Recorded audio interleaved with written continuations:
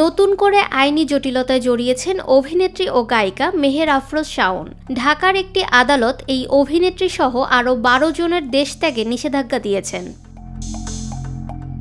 বৃহস্পতিবার ঢাকার অতিরিক্ত মেট্রোপলিটন ম্যাজিস্ট্রেট মোহাম্মদ সানাউল্লাহ এ আদেশ দেন।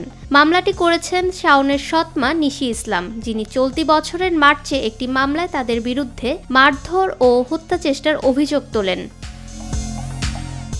দেশত্যাগে নিষেধাজ্ঞা প্রাপ্তদের তালিকায় রয়েছেন ডিবির সাবেক প্রধান হারুনুর রশিদ, সিটিটিসি ইউনিটের সাবেক এডিসি নাজমুল ইসলাম, শাওনের বাবা ইঞ্জিনিয়ার মোহাম্মদ আলী, বোন মাহিন আফরোজ সিনজন, সিনজনের স্বামী সাব্বির, মাইনুল হোসেন, সুব্রত দাস, সেজুতি, পরিদর্শক সাইফুল ইসলাম ভুইয়া, উপপরিদর্শক শাহ আলম এবং মোকলেসুর রহমান মিল্টন।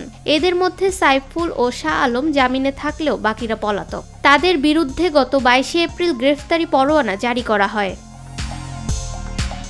মামলার অভিযোগ অনুযায়ী ২০২৪ সালের ২১ ফেব্রুয়ারি নিশি ইসলামকে বিয়ে করেন শাওনের বাবা মোহাম্মদ আলী, কিন্তু তিনি আগের স্ত্রী ও সন্তানদের কথা গোপন রেখে ওই বিয়েতে প্রতারণা করেন বলে অভিযোগ। এরপর বিভিন্ন সময় বাদীকে হুমকি, মারধর ও হয়রানির অভিযোগ তোলা হয় শাওন ও তার পরিবারের বিরুদ্ধে।